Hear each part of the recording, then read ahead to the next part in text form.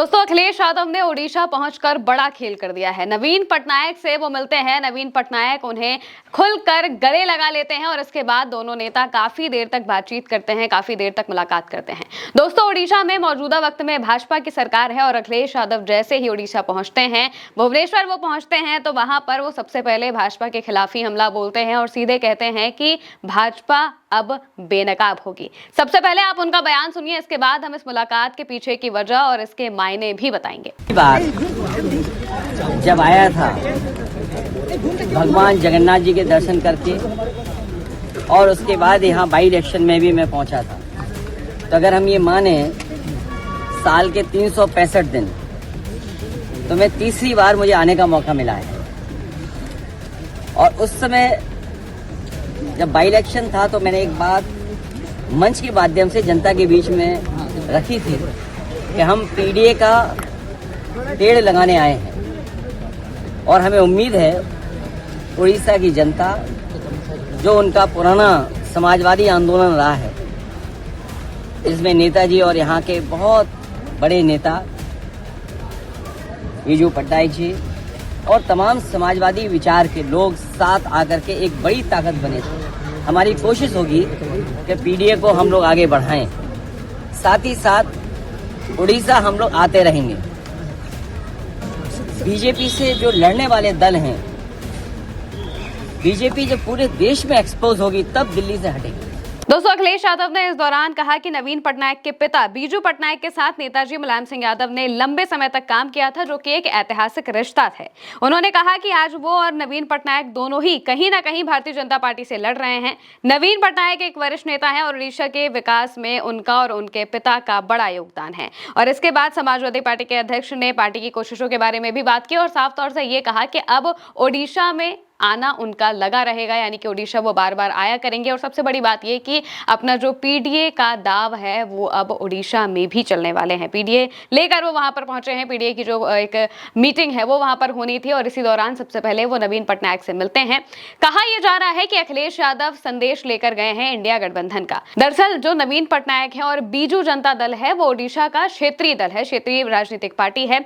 वहां पर जब इससे पहले विधानसभा चुनाव हुए थे तो विधानसभा चुनाव में बीजू जनता दल को बुरी तरह से हारना पड़ा था बीजेपी से हारने के बाद जो बीजू जनता दल है वो बिल्कुल शांत हो जाती है। इसके अलावा जो अलग अलग चुनाव होते हैं उनमें भी वो बहुत सक्रिय रूप से ना ही बीजेपी के साथ होती हैं और ना ही विपक्षी गठबंधन के साथ होती हैं। ऐसा कहा जाता है कि जो नवीन पटनायक हैं वो राष्ट्रीय पार्टियों से इस वजह से दूर, या फिर जो राष्ट्रीय अलायंस है खासतौर से उनसे इस वजह से दूर रहना चाहते हैं ताकि जो उनके क्षेत्र का काम है, उनके जो उड़ीसा का काम है, वो उसको प्रमुखता दी जा सके। उन्हें किसी भी पार्टी के अलायंस में नहीं रहना है। लेकिन अब उनकी नजदीकियां धीरे धीरे विपक्ष के नेताओं से बढ़ने लगी हैं और ये कहा जा रहा है कि वो बहुत जल्द विपक्षी गठबंधन के चाहे आगे से या फिर बैकएंड से सपोर्ट कर सकते हैं, उन्हें समर्थन दे सकते हैं। अब ये समर्थन बहुत ज्यादा जरूरी भी है क्योंकि नवीन पटनायक ओडिशा के ऐसे नेता हैं जिन्हें पूरी की पूरी ओडिशा की जनता बहुत दिल से मानती है, उनका सम्मान करती है। अगर उनका स्वास्थ्य खराब ना होता, अगर वो राजनीति करने की हालत में ना होते, तो ऐसा बिल्कुल भी नहीं था कि बीजेपी वहां पर जीत पाती। बीजेपी वहां पर जीत पाई सिर्फ इस वजह से क्योंकि नवीन पटनायक काफी बुजुर्ग हो चुके हैं, काफी बूढ़े हो चुके हैं और अब वो उस तरीके से जो क्षेत्र के लिए काम, जो उड़ीसा का जो राज्य है उसके लिए काम नहीं कर पाएंगे।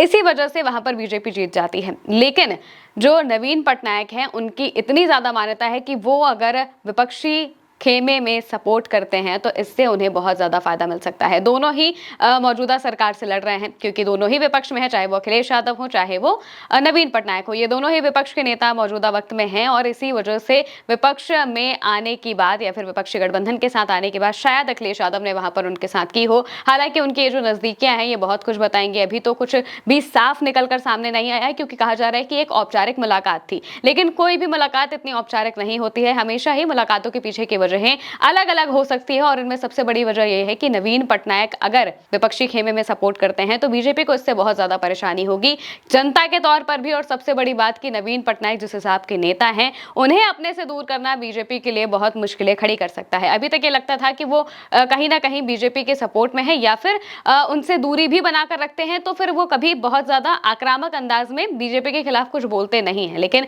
मौजूदा वक्त में भी अगर हम देखें तो नवीन पटनायक की राजनीति कभी भी इस तरीके तरीके से नहीं रही है कि वो विपक्षियों पर सवाल उठाए और वो बाकी सारी चीजें करे। उनका काम सिर्फ ये है कि वो जनता के लिए काम करना चाहते हैं, वो राज्य के लिए काम करना चाहते हैं और इसी वजह से उनकी जो राजनीति है वो राज्य के सुधारों के लिए ही होती है। और हमेशा जब वो आवाज उठाते हैं तो वो अपने राज्य के काम के लिए या फिर उसकी वृद्धि के लिए ही सवाल उठाते हैं और काम करते हैं। इसके अलावा बहुत ज्यादा राजनीतिक बयानबाजी ना ही उनकी पार्टी की तरफ से होती है और ना ही नवीन पटनायक कभी खुद करते हैं और इसी वजह से उनका सबसे ज्यादा सम्मान भी होता है उड़ीसा जैसे इलाके में। अब अखिलेश यादव ने एक और बात का जिक्र किया है कि उनका अब उड़ीसा आना जाना लगा रहेगा, यानी कि आने वाले वक्त में भी उड़ीसा में वो आते रहेंगे और जाहिर सी बात है कि जब वो आएंगे तो उनकी मुलाकात नवीन पटनायक से दिन ब दिन बढ़ती रहेगी और अंदर ही अंदर हो सकता है कि कुछ पक रहा हो, जिसके बारे में अभी कुछ कह पाना मुश्किल होगा क्योंकि अभी तो ये पहली ही मुलाकात थी। आने वाले वक्त में और मुलाकातों का सिलसिला हमें देखने को मिलेगा जो कि देश की राजनीति में भी बहुत जरूरी हो सकता है और साथ ही साथ जो आने वाला उत्तर प्रदेश का चुनाव है उसमें भी जरूरी हो सकता है। देखना होगा कि अखिलेश यादव के